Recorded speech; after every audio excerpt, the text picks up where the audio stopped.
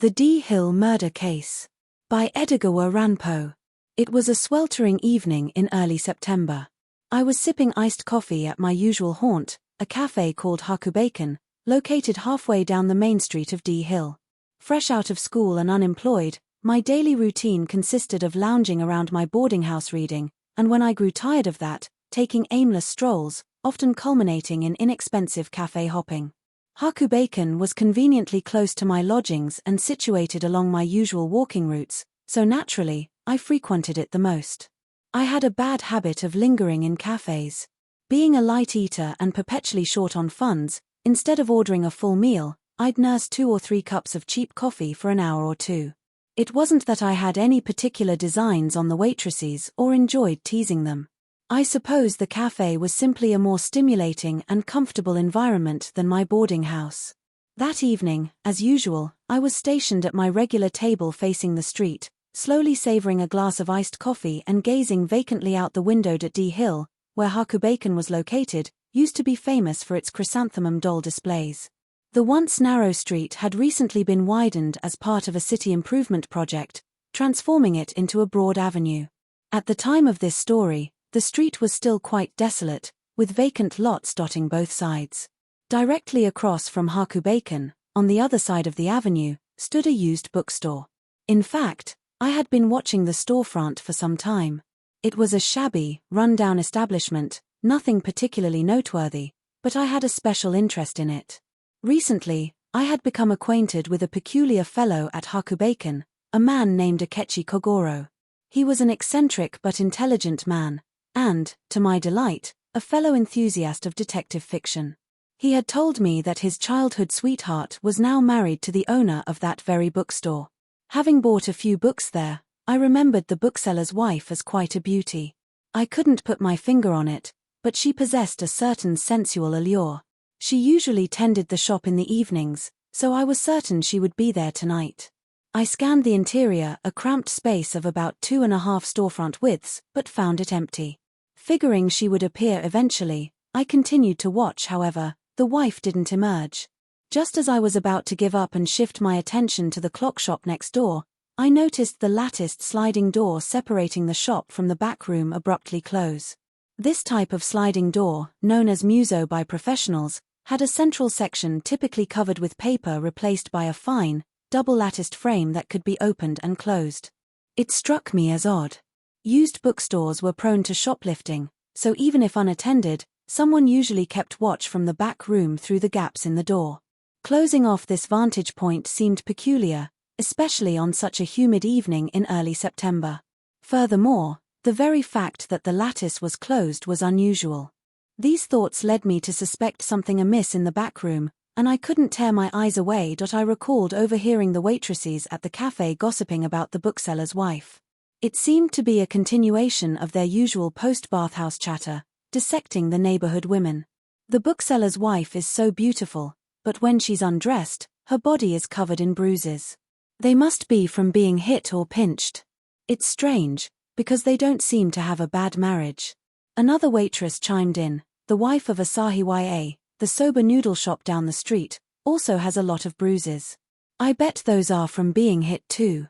I hadn't given much thought to the implications of this gossip, dismissing it as the husband's simply being rough. But, dear reader, as I later discovered, it was far more than that. This seemingly trivial detail would play a significant role in the unfolding narrative. I must have stared at the bookstore for a good half hour. Call it a hunch, but I had a premonition that something was about to happen, and I couldn't look away. Just then, Akechi Kogoro, dressed in his usual coarsely striped yukata and with his peculiar shoulder-swinging gait, passed by the window. He noticed me, nodded, and came inside. He ordered iced coffee and sat next to me, also facing the window. Seeing my fixed gaze, he followed my line of sight to the bookstore across the street. Strangely, he, too, seemed captivated, staring intently without breaking his gaze. We exchanged idle chatter while watching the bookstore as if by some unspoken agreement. I can no longer recall the specifics of our conversation, and it's largely irrelevant to this story, but I'm certain it revolved around crime and detective work.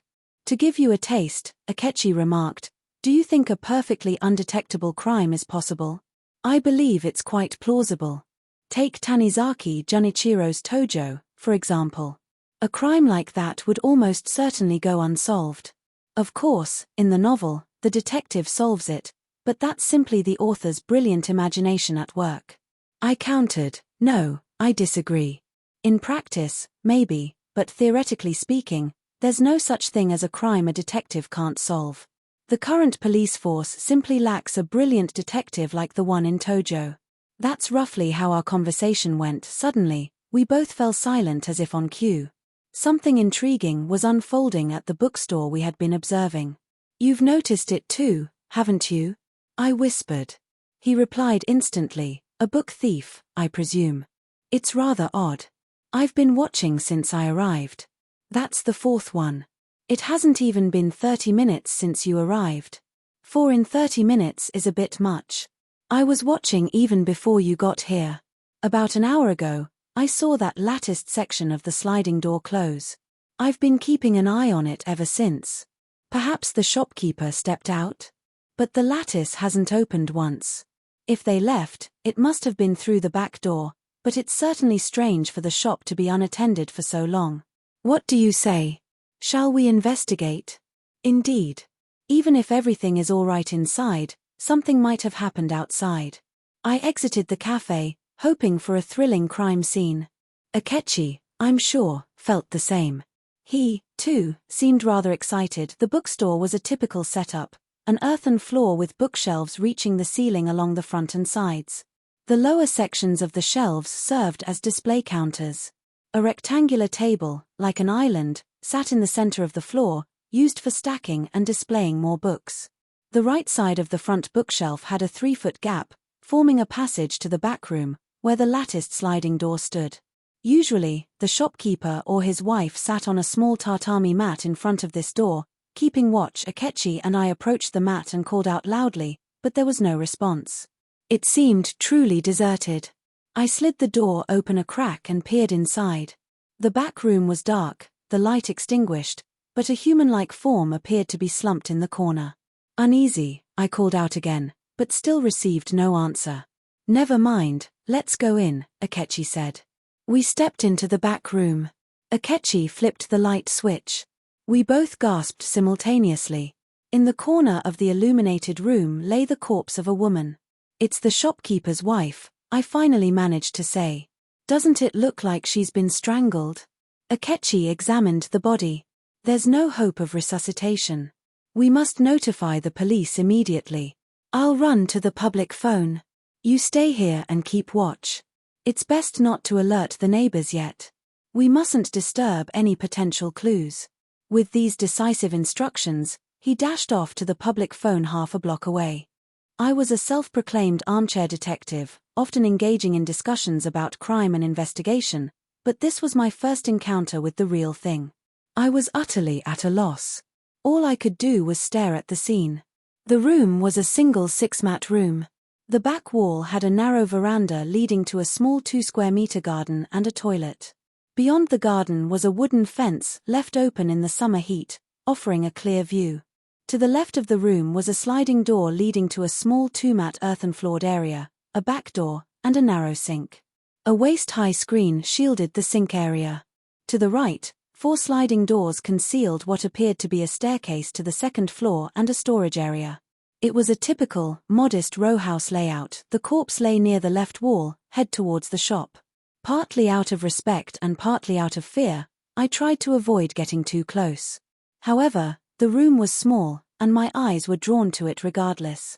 The woman was dressed in a coarsely patterned yukata and lay almost face up. Her garment was pulled up above her knees, exposing her thighs, but there were no other signs of struggle. Although it was difficult to see clearly, her neck appeared bruised purple, suggesting strangulation. Outside, the main street bustled with activity. People chattered loudly, their sandals clacking against the pavement. A drunkard belted out a popular tune. The world outside was utterly peaceful, while inside, behind a single sliding door, a woman lay murdered. The irony was chilling. Overwhelmed by a sudden wave of sentimentality, I stood frozen in place. They should be here soon, Akechi announced breathlessly, returning from his errand. Oh, Good, I replied, feeling strangely exhausted. We exchanged glances, silent for a long moment. Soon, a uniformed police officer arrived with a man in a suit. I later learned that the uniformed officer was the judicial officer from the K police station, and the other man, judging by his appearance and briefcase, was the police doctor from the same station. We briefly explained the situation to the judicial officer. I added, I happened to glance at my watch when Akechi arrived. It was exactly 8:30. The lattice on the sliding door closed around 8 o'clock. I'm certain the light was on inside at that time. Therefore, it's clear that someone, a living person, was in this room at least around 8 o'clock. While the judicial officer took notes, the police doctor conducted a preliminary examination of the body. He waited for us to finish before speaking. Strangulation. Manual strangulation. Look here. These purple marks are finger impressions. And this bleeding is where the fingernails dug in. Judging by the thumbprint on the right side of the neck, it was done with the right hand. Death occurred no more than an hour ago. However, there's no chance of resuscitation. The assailant must have pinned her down, the judicial officer mused. But there are no signs of struggle. It must have been incredibly swift and forceful. He then turned to us and asked about the whereabouts of the shopkeeper. Of course, we had no idea. Akechi, ever resourceful, fetched the owner of the clock shop next door. The exchange between the judicial officer and the clock shop owner went something like this. Where is the shopkeeper? He sets up a bookstall every night and doesn't usually return until around midnight. Where does he set up his stall? Usually on Uyeno's Hirokoji Street, I believe. I couldn't say where he went tonight. Did you hear anything unusual about an hour ago? Anything unusual, you say? Come now, you know what I mean. Screams, sounds of a struggle, when this woman was being murdered. I didn't hear anything out of the ordinary. Meanwhile, neighbors, alerted by the commotion, began to gather. Passers-by joined the crowd, and the front of the bookstore was soon packed. Among them was the wife of the Tabi, Japanese socks, shop next door, who corroborated the clock shop owner's statement that she hadn't heard anything unusual. The neighbors, after conferring amongst themselves, dispatched a messenger to find the shopkeeper. Just then, a car pulled up outside, and several people rushed in. They were officials from the court, summoned by the police, and coincidentally arriving at the same time as the K police station chief and Detective Kobayashi, a man reputed to be a brilliant detective. I only learned this later, from a journalist friend who was close to Detective Kobayashi and filled me in on the details. The judicial officer briefed the newcomers on the situation, and we were required to repeat our statements. Close the front door. A man in a dark alpaca jacket and white trousers, resembling a junior office worker, barked suddenly, quickly shutting out the onlookers. This was Detective Kobayashi. Having cleared out the gawkers, he began his investigation. His manner was brusque, seemingly disregarding the prosecutor and police chief. He worked alone from start to finish. The others seemed mere spectators, there to observe his swift and decisive actions. He first examined the body, meticulously scrutinizing the neck area. There are no distinguishing features on these finger impressions, he announced to the prosecutor. They indicate nothing more than strangulation by a right hand. He then requested that the body be undressed. Like a closed-door session of Parliament, we, the onlookers, were ushered out to the shop area. I don't know what they discovered during this private examination, but I surmise they noted the numerous bruises on the victim's body, the very ones the waitresses had gossiped about. When the private examination concluded, we refrained from returning to the back room, instead peering in from the tatami mat area between the shop and the back room. Fortunately, being the discoverers of the crime, and because Akechi's fingerprints needed to be taken, we weren't asked to leave. Or perhaps it would be more accurate to say we were detained. Detective Kobayashi's investigation wasn't confined to the back room but extended throughout the house and surrounding area, so we, confined to a single spot, couldn't follow his every move. However, the prosecutor remained stationed in the back room, mostly immobile, so we overheard the detective's reports upon each return. The prosecutor, in turn, dictated notes to his clerk. The back room was searched first, but it yielded no clues, no personal effects, footprints, or anything of note, except for one thing. There are fingerprints on the light switch, the detective announced. dusting the black ebonite switch with white powder. Given the circumstances, it's likely the perpetrator turned off the light. Which one of you turned it on? Akechi admitted it was him. I see. We'll need to take your fingerprints later. Don't touch this light switch. We'll remove and take it with us as evidence. The detective then went upstairs, returning shortly afterward and heading out to examine the alleyway. About 10 minutes later, he reappeared with a flashlight and a man in tow.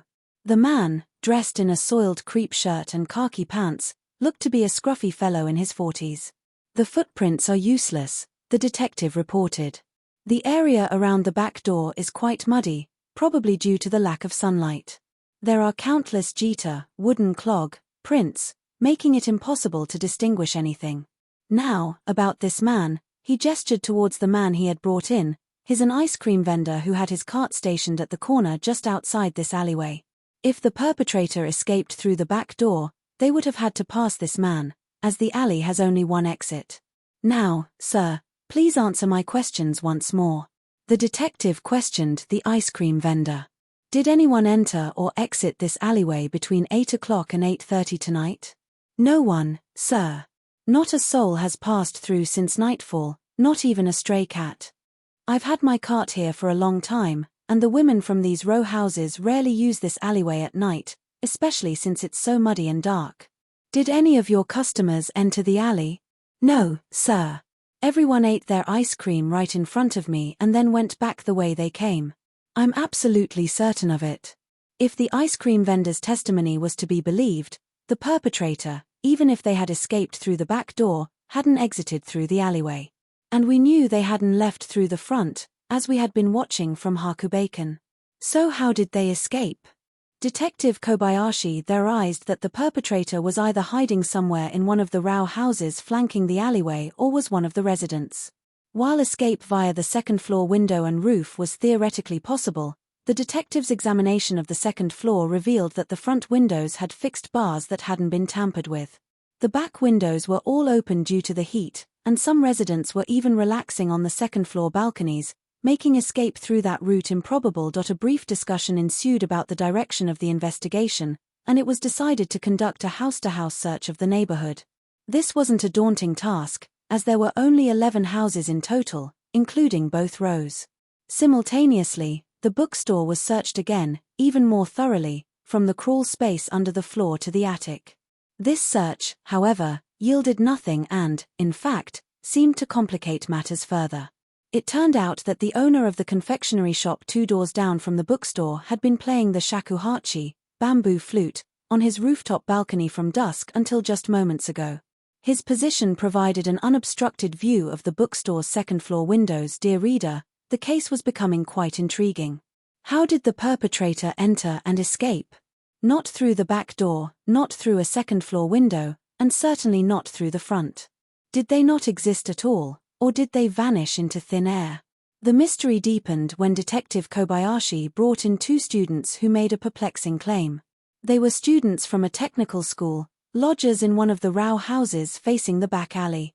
They seemed like honest young men, yet their statements only served to make the case more baffling. In response to the prosecutor's questions, they testified as follows. Around 8 o'clock, I was standing in front of the bookstore, browsing through a magazine on the display table.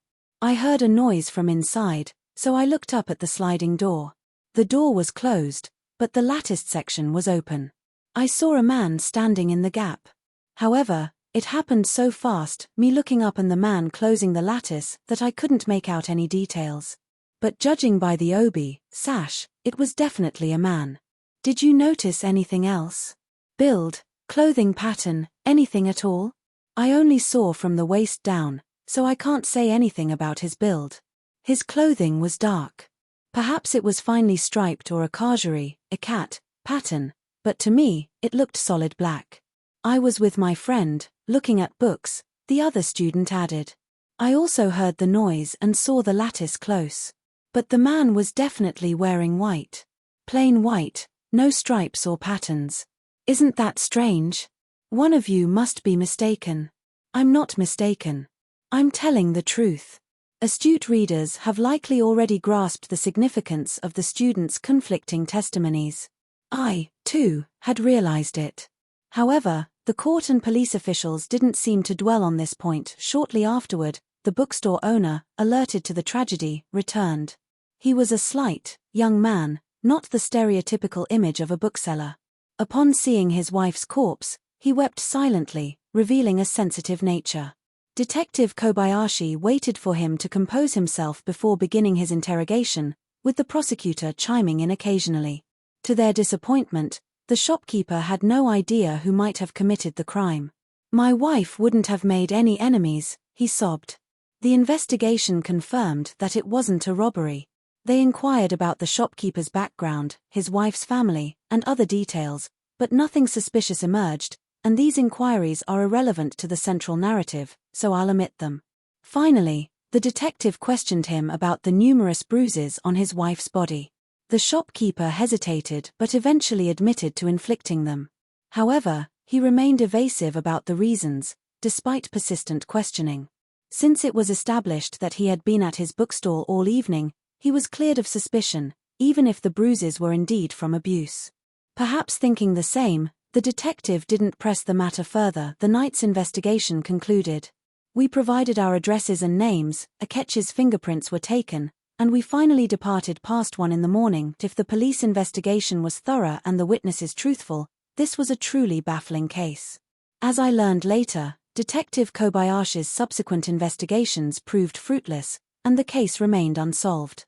The witnesses were all deemed credible. The residents of the 11 row houses were cleared of suspicion. The victim's hometown was investigated, but nothing unusual was found. At least, as far as Detective Kobayashi, the reputedly brilliant detective, could determine after exhausting all avenues of investigation, the case remained utterly inexplicable. I also learned later that the light switch, the sole piece of evidence Detective Kobayashi had seized, yielded nothing but Akechi's fingerprints. In his haste that night, Akechi had left numerous prints on the switch, all of which were his own. The detective concluded that Akechi's prints must have obscured the perpetrators. Dear reader, does this story remind you of Post the Murders in the Rue Morgue or Doyle's The Adventure of the Speckled Band? Do you suspect that the perpetrator wasn't human, but perhaps an orangutan or a venomous Indian snake? I confess, I entertained such thoughts. However, such creatures were unlikely to be found in the D-Hill area of Tokyo. Furthermore, witnesses had seen a man through the lattice. An ape would have left footprints and been more readily noticed. The finger impressions on the victim's neck were undeniably human. A snake couldn't leave such marks. In any case, Akechi and I, on our way home that night, were highly agitated and discussed the case at length.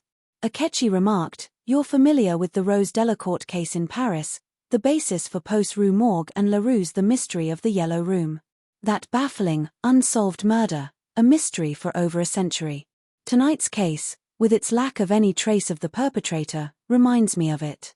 I replied, "Indeed, it's quite perplexing. People often say that serious crimes like those in foreign detective stories can't happen with Japanese architecture, but I disagree. This case proves otherwise. I'm tempted to investigate it myself, though I doubt my abilities." We parted ways at a side street. I remember clearly Akechi's retreating figure, his distinctive shoulder-swinging gait and brightly striped yukata standing out against the darkness as he turned the corner. Part 2, Deduction. About 10 days after the murder, I visited Akechi Kogoro at his lodgings. The conversation we had that day will reveal what we had been doing, thinking, and concluding during those 10 days regarding the case. It was my first visit to his residence, although I knew the location from previous conversations. I found the place easily enough. Standing in front of what appeared to be a tobacco shop, I asked the woman there if Akechi was in. "Yes, he's here." "Please wait a moment, I'll call him," she said, walking to the foot of the staircase visible from the storefront and calling Akechi's name loudly. "He was renting a room on the 2nd floor. "Oh," came a strange reply, and Akechi descended the stairs, creaking with each step. Seeing me, he looked surprised. "Well, come on up," he said. I followed him to the 2nd floor. Stepping into his room, I was stunned. The sight was extraordinary. The 4.5 mat room was overflowing with books. Only a small patch of tatami was visible in the center, the rest was a mountain of books. Books lined the walls and sliding doors, nearly filling the room at floor level, then tapering upwards, forming a rampart of literature that reached almost to the ceiling. There was no other furniture. I wondered how he even slept in there. There wasn't even space for two people to sit. One wrong move, and I might trigger a book avalanche. Sorry about the cramped quarters, and the lack of cushions. Please, have a seat on a soft-looking book, he offered. I navigated the book mountain and found a precarious perch, spending a few moments taking in the bizarre surroundings. I should perhaps offer a description of Akechi Kogoro, the resident of this peculiar dwelling. Our acquaintance was recent, so I knew nothing of his background, how he earned a living, or his purpose in life. He seemed to be a drifter of sorts, without a steady occupation. Perhaps a student, though a highly unconventional one. He once told me, "I study people," but I hadn't understood what he meant. All I knew was that he possessed an unusual interest in crime and detection, coupled with a remarkably extensive knowledge of the subject. He was about my age, 25 or so, rather thin, and, as I mentioned, had a peculiar habit of swinging his shoulders when he walked. Not in a swaggering, heroic way, but reminiscent of the one-armed storyteller, Kotsura Hokuryu. In fact, Akechi resembled Hokuryu in both appearance and voice. Those unfamiliar with Hokuryu should imagine a face not conventionally handsome, but with a certain charm and an undeniable air of genius, except Akechi's hair was much longer and perpetually tangled. He had a habit of constantly tousling his already messy hair while talking. He was unconcerned about his appearance, usually clad in cotton kimono with a rumpled hiko obi, informal sash. Good of you to visit. It's been a while. Any news on the D. Hill case? The police seem to be at a dead end, haven't they? Akechi inquired, tousling his hair and peering intently at me. Actually, that's why I'm here, I began, unsure how to broach the subject. I've been doing some thinking. And not just thinking, but actual investigating, like a detective. I've reached a conclusion, and I wanted to share it with you. Oh, that's intriguing. Do tell. I noticed a flicker of something in his gaze, a blend of disdain and amusement, as if he already knew what I was going to say. This emboldened me, and I launched into my explanation. I have a friend who's a journalist, and is close to Detective Kobayashi, the one in charge of the case. Through him, I've learned about the police investigation, and they seem to be struggling. They're active, of course, but without any real leads. The fingerprints on the light switch, for example, yielded nothing. They found only your fingerprints. They believe yours obscured the perpetrators. Knowing they were stumped, I redoubled my efforts. Now, what do you think my conclusion is? And why do you think I came to you before going to the police? Anyway, I've been suspicious of something ever since the murder. You recall the two students who gave conflicting accounts of the perpetrator's clothing? One said black, the other white. Human perception is fallible, but mistaking black for white, or vice versa, is rather odd. I don't know how the police interpreted this, but I believe both students were correct. Do you understand? The perpetrator was wearing a black and white patterned garment. A boldly striped yukata, perhaps, like the ones you find at inns. Why did one see white and the other black? They were looking through the lattice of the sliding door. At that precise moment, one student's eye aligned with the white portion of the garment between the lattice bars, and the other's aligned with the black portion. A rare coincidence, perhaps, but not impossible. There's no other explanation. So, we've established the striped pattern of the perpetrator's clothing. This narrows the field, but it's not conclusive. My second point concerns the fingerprints on the light switch. Through my journalist friend, I asked Detective Kobayashi to let me examine the prints, your prints. The results confirmed my suspicions. Do you have an inkstone I could borrow? I then conducted a demonstration. Borrowing an inkstone, I lightly coated my right thumb with ink and pressed it onto a sheet of paper, leaving a fingerprint. After the ink dried, I inked my thumb again and pressed it over the first print, this time changing the angle slightly.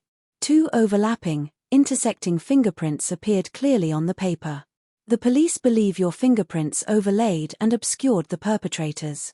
But as this experiment demonstrates, that's impossible. No matter how hard you press, fingerprints are made of lines. Traces of the underlying print will remain visible between the lines of the overlying print. If both prints were identical and applied in exactly the same way, the lines would align perfectly, and the second print might conceal the first. However, that's highly improbable. And even if it were the case, my conclusion remains unchanged. If the perpetrator turned off the light, their fingerprints should be on the switch. I suspected the police might have overlooked faint traces between the lines of your prints, so I examined them myself. There were no such traces. Only your fingerprints were present. Why weren't the shopkeeper or his wife's prints there? Perhaps they never turned off the light, it was always left on. What does all this mean? I believe a man in a boldly striped yukata, perhaps the victim's childhood sweetheart, motivated by a failed romance, knowing the shopkeeper's routine, attacked the woman while he was away at his bookstall. The lack of signs of struggle suggests she knew her attacker. Having achieved his objective, the man turned off the light to delay the discovery of the body. His crucial mistake was not realizing the latticed section of the door was open, and in his haste to close it, he was seen by the two students. He then left the house but realized he had left fingerprints on the light switch. He had to erase them. Returning the same way was too risky. So, he devised a clever plan, to become the discoverer of the crime. This allowed him to turn on the light without suspicion, eliminating his earlier fingerprints. No one would suspect the person who discovered the body, a double benefit. He calmly observed the police investigation, even providing testimony. And it worked perfectly. Days passed, and no one came to arrest him. How did Akechi Kogoro react to my accusation? I expected some visible reaction, an interruption, but his face remained impassive. He was normally reserved, but this was excessive. He simply sat there, silently tousling his hair. I pressed on, marveling at his audacity. You understand what I'm saying? The evidence points directly at you. I confess, I still find it difficult to believe you're guilty, but the evidence is overwhelming. I checked the row houses to see if anyone owned a boldly striped yukata, but I found none. That makes sense. Such a distinctive garment is uncommon. The fingerprint trick, the alibi of using the restroom, these are ingenious schemes, the work of a criminologist like yourself. And why didn't you mention knowing the victim, your childhood sweetheart, during the investigation? The only remaining question is your alibi. And that, too, fails. You recall our conversation on our way home that night? I asked where you were before coming to Hakubaken. You said you were strolling around the neighborhood for an hour. Even if someone saw you strolling, it's perfectly plausible to stop at a soba shop to use the restroom. Am I wrong? What do you have to say for yourself? Dear reader, what do you think the eccentric Akechi Kogoro did when confronted with my accusation? Did he collapse in shame? Not at all. His reaction was utterly unexpected, leaving me dumbfounded. He burst into laughter. I apologize. I didn't mean to laugh, but you're so earnest, Akechi said, regaining his composure. Your reasoning is quite entertaining. I'm delighted to have a friend like you. However, your deduction is far too superficial, too materialistic. For example, regarding my connection to the victim, did you investigate the nature of our childhood relationship? Was there a romantic connection? Do I harbor any resentment towards her? Couldn't you deduce such things? Why didn't I mention knowing her that night? Simple. I had nothing relevant to contribute. We parted ways before I even started elementary school. Though, I did learn of her marriage recently and spoke with her a few times. Then how do you explain the fingerprints? Do you think I've been idle since then? I've been busy, too. I've been frequenting D Hill, especially the bookstore. I questioned the shopkeeper. I confessed to knowing his late wife, which actually proved helpful. I learned about the fingerprint issue early on, and I was puzzled, so I investigated. It's rather comical. The filament in the light bulb was broken. No one turned it off. You thought the light came on when I flipped the switch, but you were mistaken. Jiggling the bulb reconnected the broken tungsten filament. It's no wonder only my fingerprints were on the switch. You said you saw the light on through the lattice. The filament must have broken after that. Old light bulbs sometimes burn out on their own.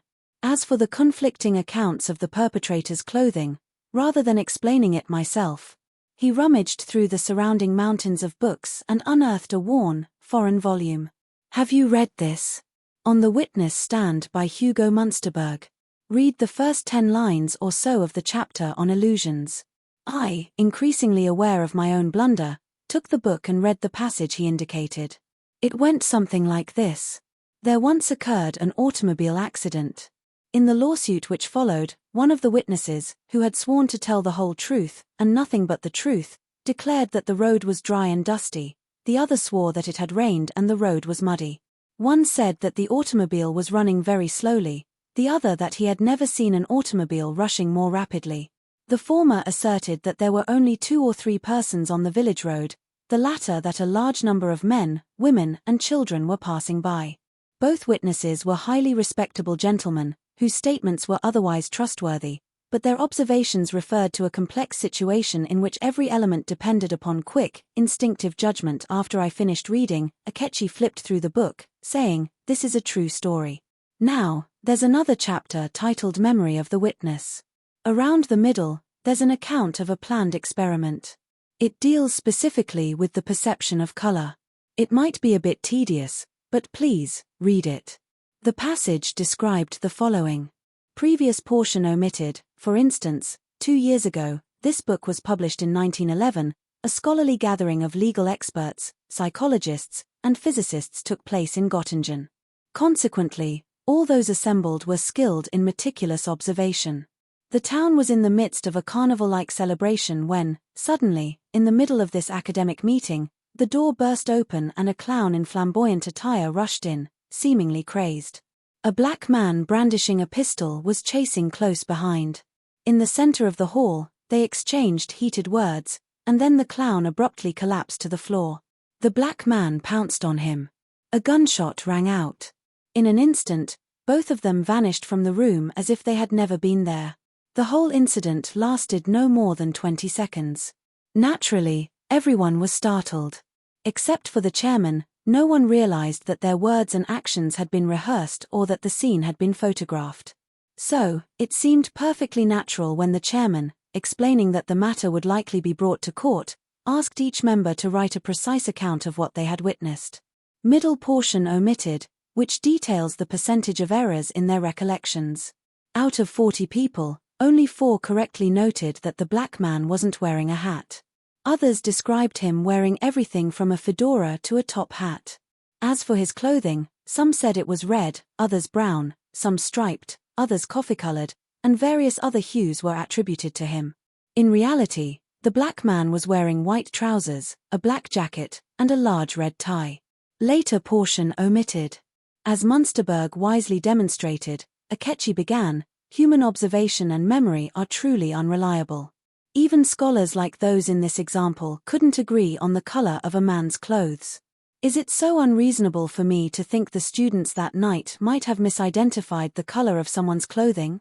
They might have seen someone, but that person certainly wasn't wearing a vertically striped kimono. Of course, it wasn't me. Your deduction about the vertically striped yukata based on the latticework is quite interesting, but isn't it a little too convenient? At the very least, wouldn't you rather believe in my innocence than in such a coincidental match? Now, finally, regarding the man who used the restroom at the soba noodle shop, I initially had the same thought as you. I also believed the culprit must have used that route through the Asahi Ya. So I went there to investigate, but unfortunately, I reached the opposite conclusion. There was no such man who used the restroom. The reader might have already noticed, but Akechi was trying to prove his innocence by denying the witness testimony, the culprit's fingerprints, and even the culprit's escape route. But wouldn't that simultaneously deny the crime itself? I couldn't understand what he was thinking. So, do you have any idea who the culprit is? I asked. Yes, I do, he replied, running his hand through his messy hair. My approach is a little different from yours. Material evidence can be interpreted in any number of ways. The best detective method is to psychologically penetrate the depths of a person's heart. But this is a question of the detective's own abilities. Anyway, this time I decided to focus on that aspect. What first caught my attention were the fresh bruises all over the second-hand bookstore owner's wife. Soon after, I learned that the soba noodle shop owner's wife also had similar bruises. You know about this, right? But their husbands don't seem like the abusive type. Both the bookstore owner and the soba noodle shop owner are quiet, reasonable men. I couldn't help but suspect that some secret was hidden there. So, I first targeted the bookstore owner, trying to extract the secret from him. Since I claimed to be an acquaintance of his deceased wife, he let his guard down somewhat, which made it relatively easy. And I was able to uncover a strange fact. However, getting it out of the soba shop owner proved quite difficult, as he's a much tougher nut to crack, despite his appearance. But I managed to succeed using a certain method. You know how psychological association tests are starting to be used in criminal investigations, right? The method where you give a series of simple stimulus words and measure the subject's reaction time in associating ideas. But I don't believe it has to be limited to simple stimulus words like dog, house, or river, as psychologists claim, nor do we always need a chronoscope. For someone who grasps the essence of association tests, such formalities aren't really necessary. As proof, renowned judges and detectives of the past, before psychology had developed to its current state, unknowingly employed this psychological method solely through their natural intuition, didn't they? Uka Eshin no Kami was certainly one of them. In fiction, at the beginning of Post the Murders in the Rue Morgue, Dupin deduces his friend's thoughts based solely on his body language. Doyle imitates this in The Resident Patient, having Holmes perform a similar deduction. These are all forms of association tests. The various mechanical methods used by psychologists are merely tools created for ordinary people who lack such intuitive insight. I digress, but in that sense, I conducted a kind of association test on the soba shop owner. I engaged him in various conversations, mostly trivial small talk. And I studied his psychological reactions. But this is a very delicate matter of the heart, and it's quite complex, so I'll explain the details later, but as a result, I reached a certain conviction. In other words, I found the culprit. However, there is no physical evidence. Therefore, I can't report it to the police. Even if I did, they probably wouldn't take me seriously. Another reason I remain idle despite knowing the culprit is because this crime lacked any malicious intent. It's a strange way to put it, but this murder was committed with the consent of both the perpetrator and the victim. Or rather, it might have been carried out at the victim's own request. I racked my brain but couldn't understand what he was thinking. Forgetting my own failure, I listened intently to his bizarre reasoning. So, my theory is this: the murderer is the owner of the Asahi YA. He fabricated the story about the man using the restroom to cover his tracks. But that wasn't his original idea. We are to blame. Both you and I suggested the possibility of such a man, practically putting the words in his mouth. Besides, he probably mistook us for detectives or something. So, why did he commit murder? Through this case, I feel I've been given a clear glimpse of the unexpected and grim secrets hidden beneath the surface of this seemingly ordinary world. It's truly the kind of thing you'd only find in a nightmare. The owner of the Asahi YA, a descendant of the Marquis de Sade, is a terrible sadist. And by some cruel twist of fate, he discovered a female masochist living just next door. The second-hand bookstore owner's wife was a masochist no less severe than he was a sadist. And with the cunning characteristic of those with such proclivities, they carried on an affair without anyone noticing. You understand now what I meant by a consensual murder? Until recently, they had each managed to satisfy their morbid desires with their respective spouses. The similar bruises on both the second-hand bookstore owner's wife and the soba shop owner's wife are proof of this. But it goes without saying that they weren't satisfied with that. So, when they discovered the person they were each looking for right under their noses, it's not hard to imagine that a very quick understanding was reached between them. However, the result was a twist of fate taken too far. Their combined passive and active forces gradually escalated their madness.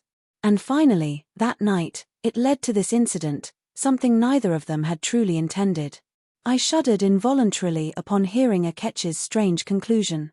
What a case this was. Just then, the lady from the cigarette shop downstairs brought in the evening edition. Akechi took it, glanced at the local news section, and then let out a soft sigh. It seems he couldn't bear it any longer and confessed. What a strange coincidence. To encounter such a report just as we were discussing it. I looked where he was pointing. There, under a small headline, a brief 10-line article reported the soba shop owner's confession.